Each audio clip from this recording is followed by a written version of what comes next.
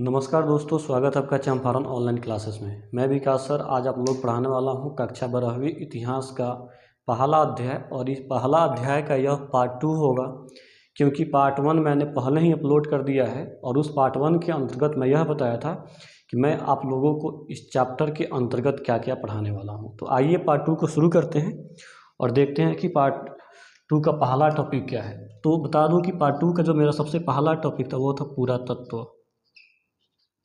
पुरातत्व किसे कहते हैं, पुरातत्व क्या होते हैं। तो पुरातत्व को समझने के लिए मैं एक छोटा सा एग्जाम्पल का प्रयोग करूंगा और उस एग्जाम्पल के माध्यम से आप लोगों को समझाने का प्रयास करूंगा कि आखिरकार पुरातत्व किसे कहा जाता है। तो देखिए, पुरातत्व को समझने के लिए मैं यहाँ पे एक उदाहरण के तौर पे मान लेता हूँ कि ये एक पृथ्वी है। यह एक पृथ्वी है और इसे मैं थोड़ा सा कलर कर लेता हूँ ताकि दिखने में सुंदर लगे। और यहाँ पे जो है ना, आप सबको पता है कि पृथ्वी पे अनेकों जीव जंतु पेड़ पौधे निवास करते हैं। तो ये पेड़ पौधे हो गए। और यहाँ मान लीजिए कि कोई एक जीव है और यहाँ पे एक मानव है। यहाँ एक मानव है और यहाँ जो है ना कुछ पक्षी वगैरह उड़ रहा है। अब देखिए, होता क्या है कि ये सब लोग पृथ्वी पे अपना जीवन यापन खुशहाली पूर्वक कर रहे होते हैं, लेकिन एकाएक जो है ना पृथ्वी अपना परत बदल ली। जब पृथ्वी अपना परत बदल ली तो ये सारे लोग क्या हो गए कि पृथ्वी के जो ऊपर निवास कर रहे थे, ये सारे लोग क्या हो जाएंगे, अब पृथ्वी के नीचे दब जाएंगे। पृथ्वी के नीचे दब जाएंगे, ये सारे लोग पृथ्वी के नीचे दब जाएंगे। जब पृथ्वी के नीचे दब जाएंगे तो इन वस्तुओं के संबंध में मानव, जंतु या पेड़ पौधा या फिर पक्षी के संबंध में जानकारी प्राप्त करने के लिए कि हाँ यहाँ कोई वस्तु है या मानव कंकाल है या पेड़ पौधों का अवशेष है, तो उसके संबंध में जानकारी प्राप्त करने के लिए जिस विधि का प्रयोग किया जाता है ना, उसी विधि को बोलते हैं पुरातत्व। उसी विधि को पुरातत्व कहा जाता है। मतलब कि ये पेड़ पौधे जीव जंतु जब पृथ्वी के अंदर दब गए तो उनके संबंध में जानकारी प्राप्त करने के लिए जिस विधि का प्रयोग किया जाता है उसे ही पुरातत्व कहा जाता है। तो मैं इसका परिभाषा बोल दूं, थोड़ा ध्यान से सुनिएगा और वीडियो को रोक करके नोट भी कर लीजिएगा बोलने के बाद, क्योंकि मैं परिभाषा लिख नहीं पाऊंगा क्योंकि इस वीडियो काफ़ी बड़ा हो जाएगा, जिसके कारण मुझे कुछ समस्या अपलोड करने में होगा। तो पुरातत्व का परिभाषा हो सकता है कि पुरातत्व विज्ञान की वह शाखा है जिसके अंतर्गत पृथ्वी के गर्भ में छुपी हुई वस्तुओं का पता लगाया जाता है और उस वस्तुओं से संबंधित अध्ययन किया जाता है। इसे पुरातत्व कहा जाता है। तो फिर पुरातत्व के बाद जो मेरा दूसरा टॉपिक था वो था पुरातात्विक वस्तु। पुरातात्विक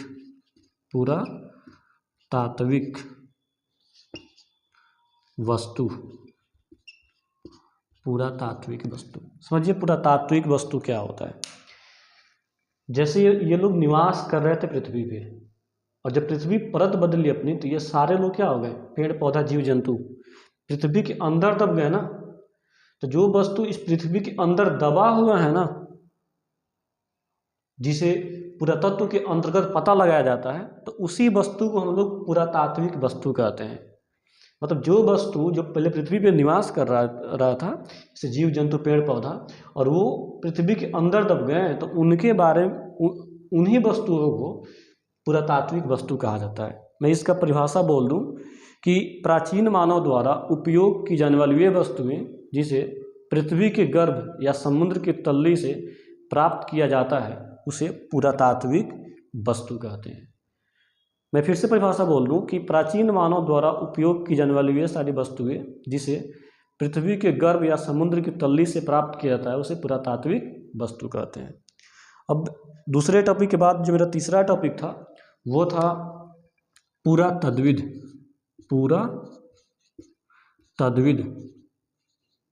कि पुरातत्विद किसे कहते हैं। इस बात को समझना बड़ा आसान है, क्योंकि जो व्यक्ति पुरातत्व के अंतर्गत इन वस्तुओं का पता लगाएगा, है ना, जो व्यक्ति पुरातत्व के अंतर्गत इन वस्तुओं का पता लगाएगा कि हाँ पृथ्वी के गर्भ में कुछ वस्तु दबे हुए हैं, कुछ अवशेष वहाँ पे दबा हुआ है, उनका पता लगाएगा, उस व्यक्ति को ही पुरातत्विद कहते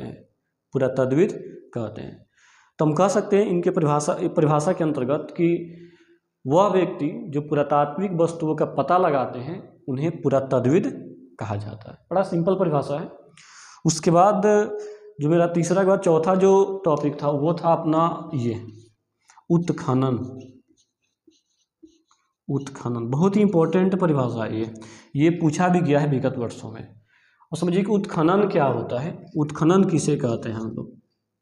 देखिए ये पुरातात्विक वस्तु है ना, पुरातात्विक वस्तु है, और जब ये वस्तु पृथ्वी के गर्भ में पुरातत्व के अंतर्गत पता लगा लिया गया तो उन वस्तुओं को बाहर निकालने के लिए कोई ना कोई प्रक्रिया अपनाना पड़ेगा ना।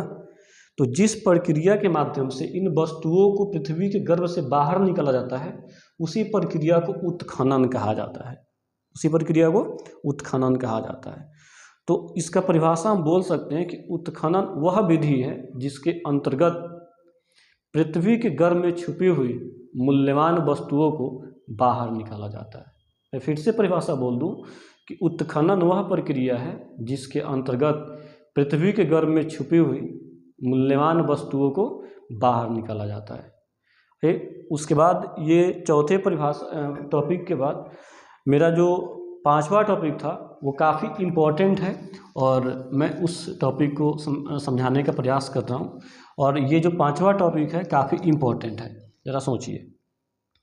मेरा पांचवा टॉपिक था कार्बन 14 विधि। कार्बन 14 विधि।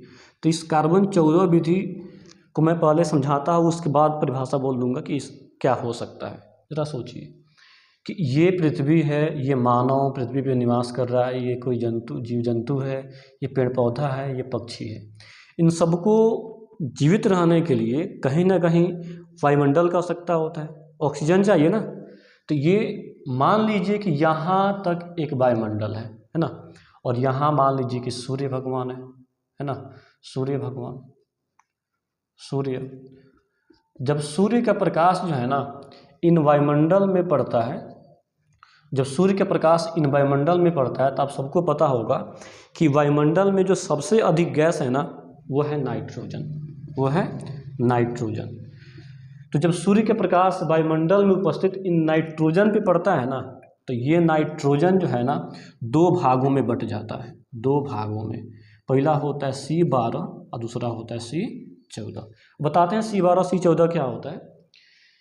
कि जब ये व्यक्ति है, ये कोई वस्तु है, ये पेड़ पौधे, जब ये जीवित होते हैं तो इनके ऊपर जब सूर्य का प्रकाश पड़ता है तो ये नाइट्रोजन जो है ना दो भाग में बढ़ता है। एक रासायनिक अभिक्रिया के अंतर्गत तो दो भागों में बढ़ता है ना, तो इन जीवों में, जैसे मान लो ये मानव हो गया, तो इन मानव में जो है ना कार्बन जो 12 है और कार्बन 14 है, दोनों का मात्रा समान रहता है, दोनों का मात्रा समान रहता है। लेकिन जब क्या होता है कि इनकी मृत्यु हो जाती है, इनका मृत्यु हो जाती है, जैसे मान लीजिए कि ये क्या हुआ है कि दब गए पृथ्वी के अंदर, पृथ्वी के अंदर दब गए।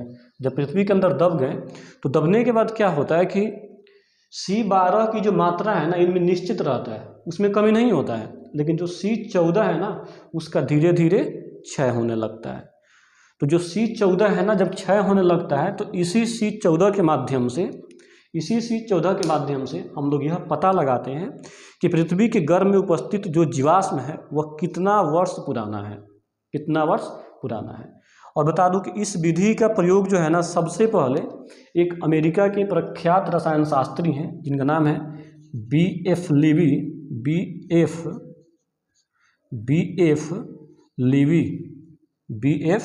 लीवी, उन्होंने लगाया था। और कब, तो बता दें आप लोगों को 1946 ईस्वी में।